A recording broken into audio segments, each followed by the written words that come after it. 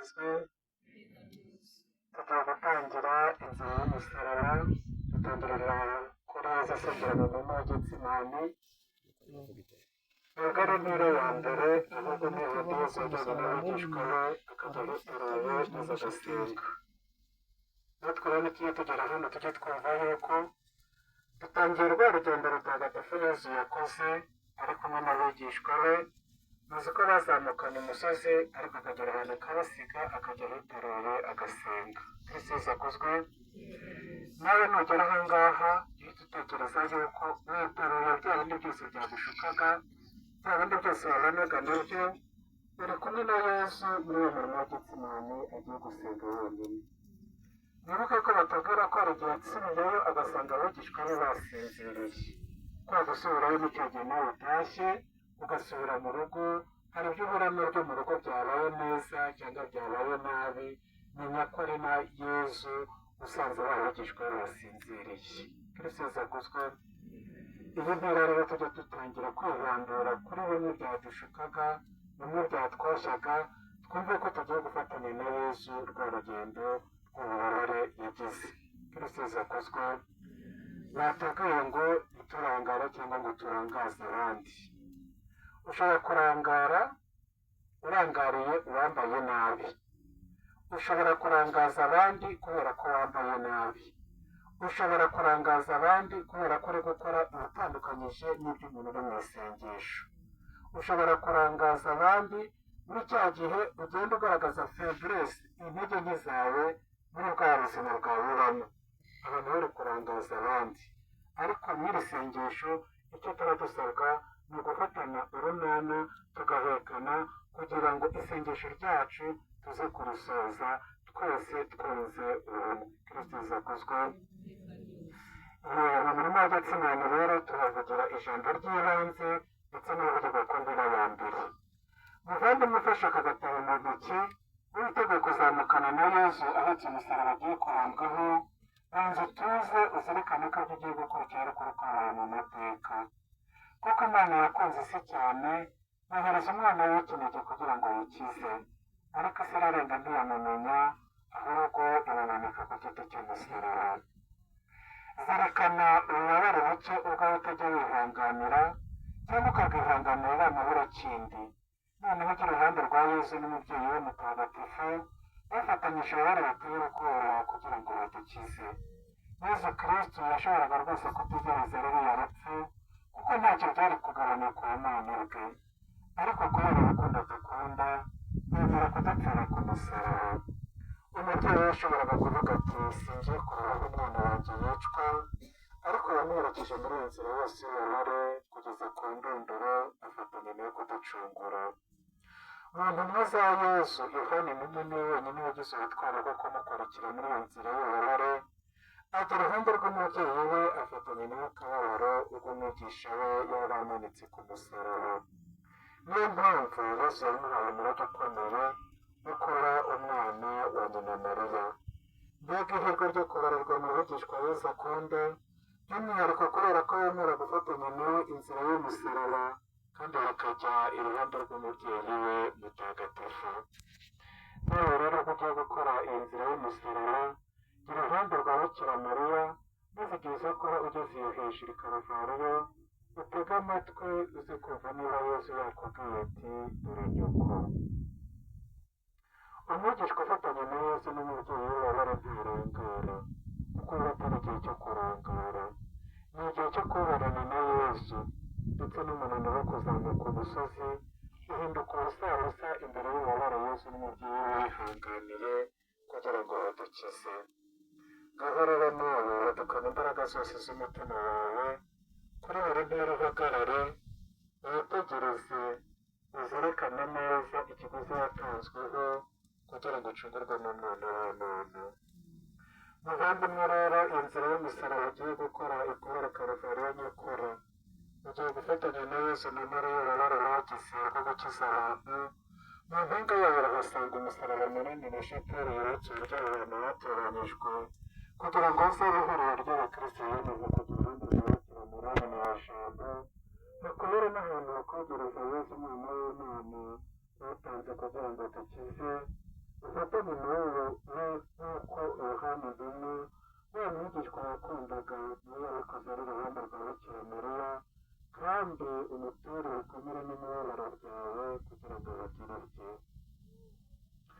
uyu musozi wa joro watoranyijwe kugira ngo ujye ukorerwaho inzira y'umusaraba kubera impamvu nyinshi. muri zo harimo kuba ku hambere hari hubatswe shapeli ya bikira mariya, hagakoranira abakristo mu paruwasi ya arikidiyosezi ya kigali basabiraga amahoro igihugu cyari mu ndunduro, bakanereka imana ibindi bibazo binyuranye. abakristo bakomeje kubasengera bazanye no gutura imibabaro n'ibikomere byabo. by'umwihariko abafite ibikomere basigaye na jenoside n'ibindi bibazo byababayeho, bakora inzira y'umusaraba ku musozi wa sheri kugira ngo bature yesu na muri ibaremereye. kuri uyu musozi wa sheri hateganyijwe kandi gushinga ikigo kizajya gifasha abantu b'ingeri zinyuranye kurushaho kwegereza imana no gukira ibikomere. tunibuke ko umusozi wa sheri washinzweho umunara muremure wa radiyo mariya rwanda ufasha gusakaza mu gihugu no mu mahanga iryo jwi rya gikristo. muri iyi nzira y'umusaraba turarangamira amashusho yashinzwe kuri buri ntera, twifatanya na bikira mariya ababaye batavugwa, bitegereza ibyakorerwaga umwana we muri ibyo byiciro by'urwo ruhare kugeza ku ndunduro yarwo yabaye n'urupfu rwo ku musaraba. turaboneraho no gutura imana data ibikomere n'amaraso bya yesu kristo tumusaba gukiza roho zacu. turazirikana no ku butumwa umubyeyi wacu bikira mariya nyina wa jambo yatangiye ikiriho, badushishikariza guhinduka no kwihana kugira ngo dushobore kuba dukurikiza ivanjiri y'umwana wa yesu kristo kandi dushobore kwifatanya nawe mu mibabaro tugira kuko umwana w'imana adakunda n'imibabaro. hari benshi bazajya baturuka mu mpande zose za arikidiyosezi ya kigali, mu zindi diyosezi z'u rwanda ndetse no hanze yarwo, baje kubavoma ingabire zigenewe yesu kristo yishimira kuroka umubyeyi we. nawe rero izo ngabire ziragutegereje. iyi nzira y'umusaraba ugiye gukora uyikorane umutima wemera ko nyuma ya karuvali harizuka n'umutsindo wa yesu kristo umwami wacu watsinze ikibi n'inabi n'urupfu, akadusakaza n'ubuzima bushya n'amahoro bye. aka gatabo rero kadufasha kuba uruhande rw'umucunguzi wacu wahariwe n'umubyeyi we bikira mariya mu gikorwa cy'ubucunguzi bwamuzanye mu cy'ubucunguzi bwa bene muntu. niyo mpamvu mu gusoza iyi nzira y'umusaraba ari byiza no kuzirikana ububabare bukomeye uwo mubyeyi yagize kuva umwana we akiri muto, ubwo yamuteraga imana mu ngoro kugeza ku ndunduro ashyingura umurambo we mu mva. ku mugereka w'aka gatabo harimo amasengesho yo kurangamira ibikomere bitagatifu bya yesu. umuhanuzi Yesaya niwe utubwira ati nyamara kandi ni imibabaro yacu yarikoreye n'ibyago byacu byari bimuremereye, ariko twe tukamubonamo babijyana nk'uwasiwe n'imana ikamucisha bugufi. nyamara yahinguranyijwe kubera ibyaha byacu, ajanjagurirwa ibicumuro byacu, igihe nicyo cyadukomereye amahoro, ibikomere bye tubikesha umukiro. turifuriza buri wese ugiye gukora uru rugendo rw'ububabare bwa nyagasani kujya koko uruhande rw'umubyeyi bikira mariya, kugira ngo izi gihe aza kuba ararangije aza gushobora kumanuka umusozi yahindutse ukundi. barushijeho kumenya ikiguzi cy'umukiro wacu kiri mu ruhare umwana w'imana yakiriye kugira ngo adukize bamwicishije bugufi kugeza aho gupfa apfiriye ndetse ku musaraba.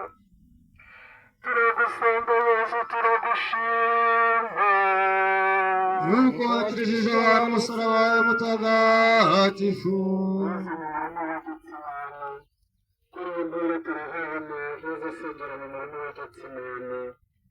maze ari mu murima wa getsimani yohana n'abigishwa be yaramaze kubwira ati nimuguma aha musenge kandi muri amaso hamwe nanjye. ariko we barasinziriye maze arasenga wenyine. turabona n'umumarayika wo mu ijuru amubonekeye, yaje aratubwira ko muri icyo gihe yasambishwaga n'agahinda, nyamara akarushaho gusenga. birashoboka ko kubera ko yezu yari umuntu yari yarakomeje kwizera kugeza ku ndunduro ko abigishwa be baza kumuhumuriza by'umwihariko abandi badatari basajyanye nabo ahatoroye nabo kimwe na bagenzi babo bari basinziriye. Muri uyu mwanya w'ububabare bukabije umubyeyi we niwe wenyine washoboraga kumva uburyo ababara, niwe wenyine washoboraga kumuhoza intimba yaterwaga n'ishavu byashoboraga gutuma yiheba.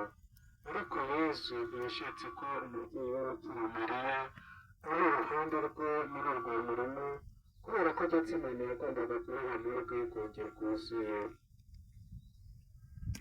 Indunduro y'ububabare n'ubucunguzi bwamuzanye muri iyi si. Muri uko kutagira ikintu na kimwe kimuhumuriza byatumye Yesu abonerwa n'ububabare, niko kuvuga arasengesha ati yewe ubishatse wakagezaho yigungura, ariko nawe uko ushaka ahubwo nawe uko wowe ushaka. Nuko umumarayika wo mu ijuru aramubonekera aramukomeza. Ijambo ry'Imana, ivanjiri yanditswe na Matayo.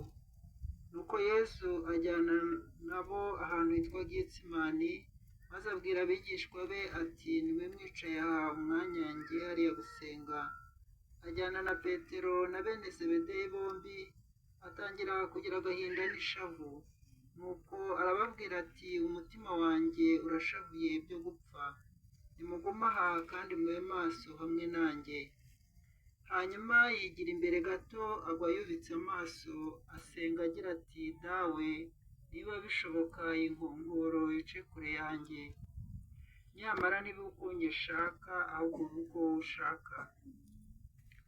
Agaruka ku bigishwa be maze asanga basinziriye, nuko abwira Petero ati nibyo byawe bashoboye kuba maso hamwe nanjye isaha imwe.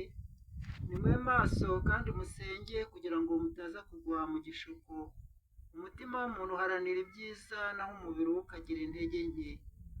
Arongera ajya kwambaza ubwa kabiri ati dawe niba iyi nkongoro idashobora guhita ntayinyweho,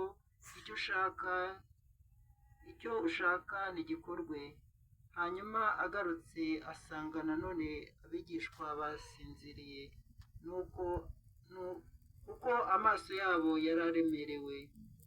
Arabihorera maze yongera kujya kwambaza ubwa gatatu asubira muri ya magambo.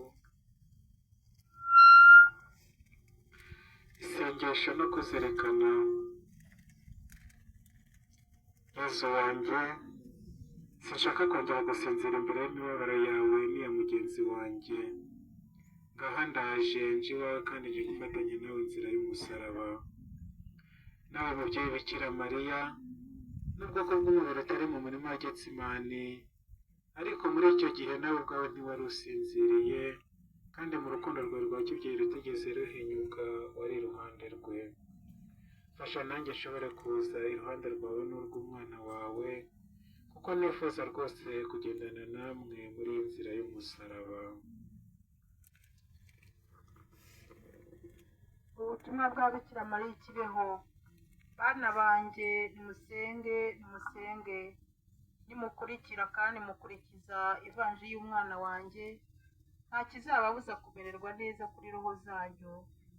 Umwana wanjye yarababaye cyane, baramutoteje baramuhindanya, ariko ntibyamubujije kuba umwami w'isi n'ijuru.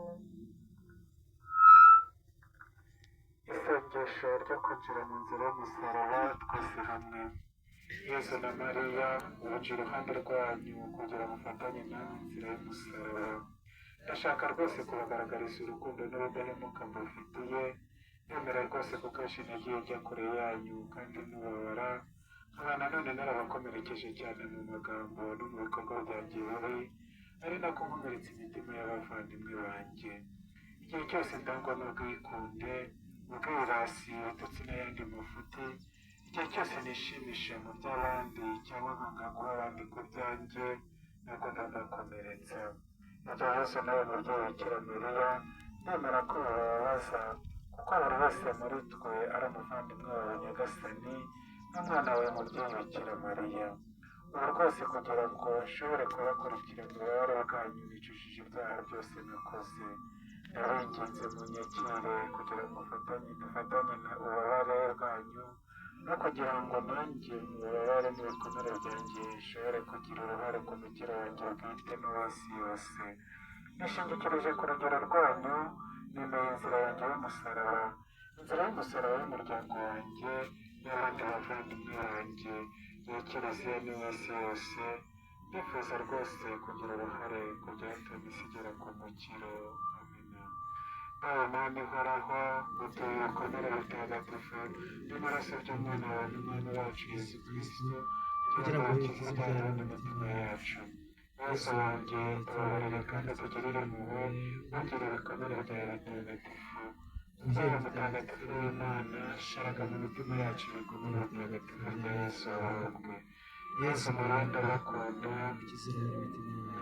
Yesu muranda bakunda, Yesu muranda bakunda, Nyagasani utubabarire, utubabarire, Kristo wapfuye n'izubabarire ziruhukire mu mahoro.